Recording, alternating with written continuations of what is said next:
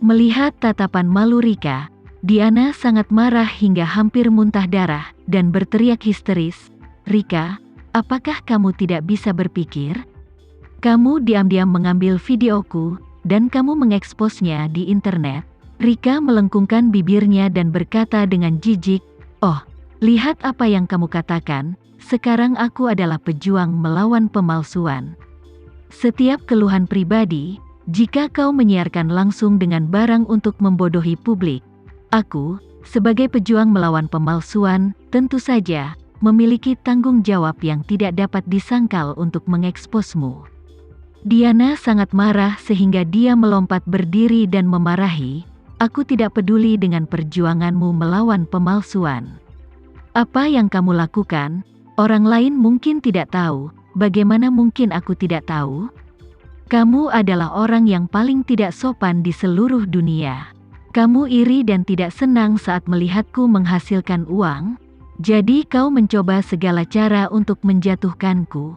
Lihat jika aku tidak membunuhmu, dasar kau wanita tua sialan." Rika berbaring di pagar, diam-diam merekam video, dan berkata dengan sungguh-sungguh, "Diana, aku telah menjalani kehidupan yang berintegritas. Aku tidak bisa menggosok pasir di mataku. Bahkan jika kamu meletakkan pisau di leherku, aku tetap berkewajiban untuk mengeksposmu tanpa ragu-ragu." Melihat bahwa Rika telah menipu dirinya sendiri sampai mati, tapi masih terus pamer, Diana malah gemetaran karena marah. Menunjuk Rika, dia mengangkat kepalanya dan mengutuk, "Sialan, jika kamu tidak turun, aku akan bergegas dan melemparmu dari balkon. Jika aku tidak membunuhmu, aku bersumpah tidak bernafas." Rika menatap jijik, "Oh, kau menakutiku sampai mati. Diana, kau pembawa berita berhati hitam yang menghasilkan uang, dan kamu melanggar hukum sekarang, bukan? Apakah kau tahu bahwa karena masuk tanpa izin ke rumah-rumah pribadi kau akan masuk penjara?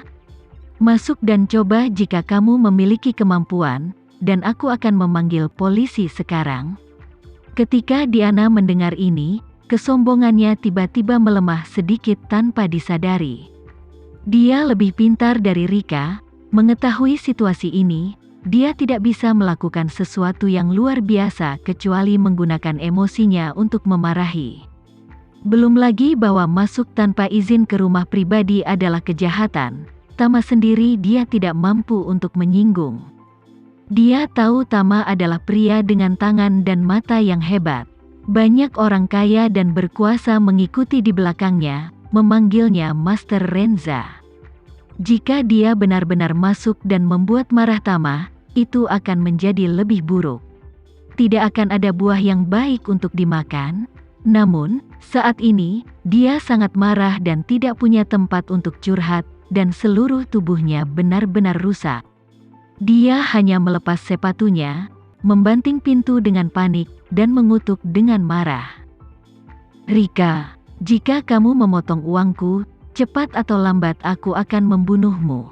Aku akan menjadi hantu dan aku tidak akan membiarkanmu pergi. Turun untukku." Sejenak, seluruh masyarakat panik. Namun, ini adalah komunitas kelas atas, dan biasanya tidak ada yang berteriak di sini. Ketika mereka mendengar pertengkaran dan keributan di bawah, banyak orang menjulurkan kepala untuk menyaksikan kegembiraan, dan kemudian mereka berhenti bertanya. Bahkan Jemima, yang tinggal di lantai atas dan mengagumi pemandangan sungai, tertarik dengan keributan di masyarakat. Melihat seseorang mengumpat di komunitas, dia pergi ke jendela selatan dan mengerutkan kening, dan samar-samar melihat seorang wanita gila di area villa. Dia berteriak dan mengutuk di luar pintu, jadi dia menutup semua jendela di sisi selatan. Saat ini, Diana sedang putus asa. Melihat gerbang kokoh rumah Tama, dia terus mengumpat histeris. Rika sedang berbaring di pagar. Meskipun kutukan Diana yang tak tertahankan terdengar di telinganya, tapi dia tetap tertawa senang saat melihat penampilan Diana yang panik. Jadi dia tidak marah, tapi menghentikan rekaman videonya terlebih dahulu, mengeluarkan segenggam biji melon dari saku celananya, dan melemparkan biji-biji dari teras sambil mengunyah, sekaligus menatap Diana dengan wajah jenaka. Menggelengkan kepalanya dan berkata, "Diana, jujur saja, aku hanya ingin melihatmu ingin membunuhku tapi tidak bisa menyentuhku, sama seperti anjing ganas yang menggonggong tapi tidak bisa makan tulang." Diana sangat marah hingga hampir memuntahkan darah, menginjak kakinya, dan memarahi Rika. "Aku akan merobek mulut sialanmu itu," Rika berkata dengan menghina. "Aduh, Diana, bukankah biasanya kamu berbicara dengan sopan? Mengapa kualitasmu begitu rendah sekarang? Ini bukan caramu biasanya berbicara dengan anggota keluargamu di ruang siaran langsung."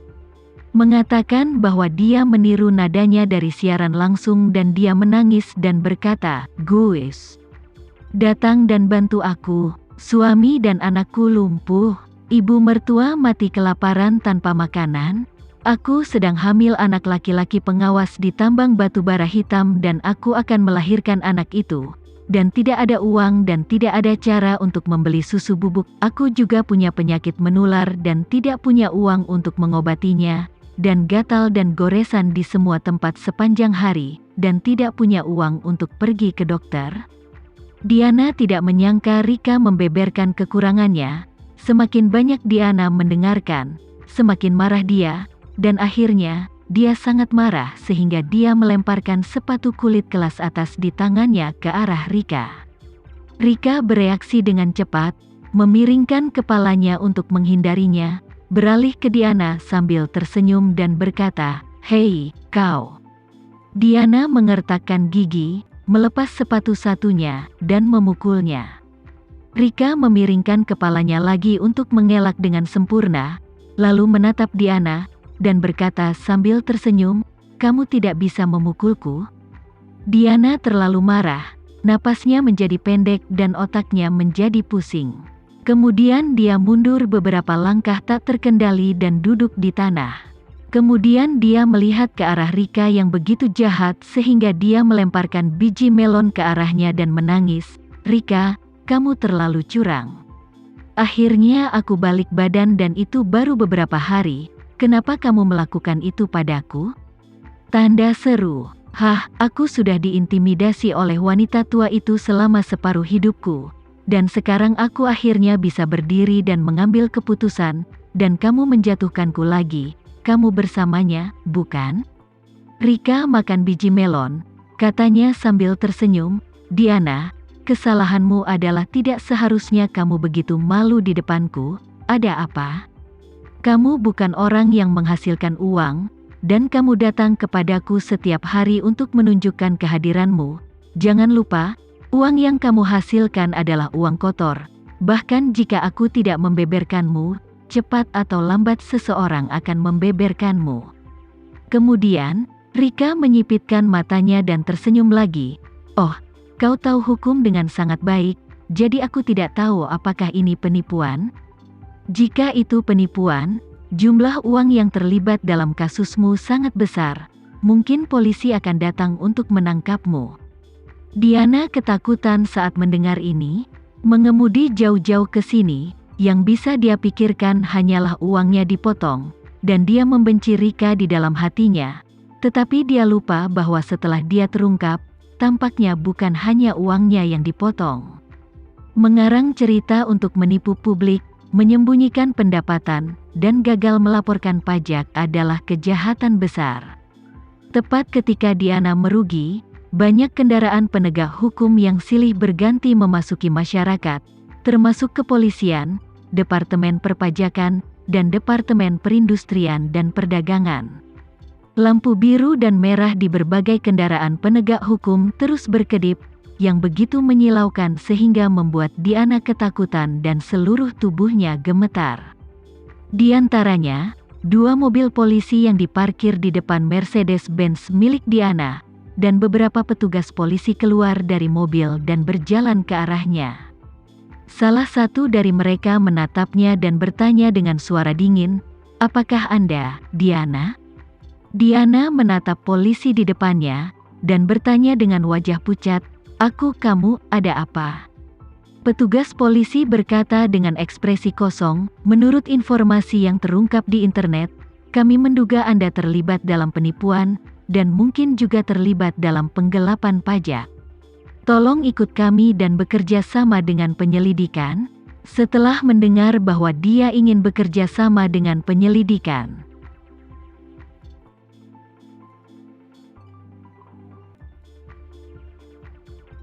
sekian dulu ya video kali ini, kita lanjutkan lagi videonya di lain waktu. Oh iya, bagaimana menurut kalian? Semoga bisa sedikit menghibur kalian semua. Untuk teman-teman yang baru nonton, jangan lupa subscribe ya, hehehe. Dan kalau teman-teman ada yang ingin gabung langganan, bisa langsung gabung saja untuk dapat fitur yang menarik dan sedikit membantu Mimin. Terima kasih banyak sudah menonton, sampai jumpa lagi, bye.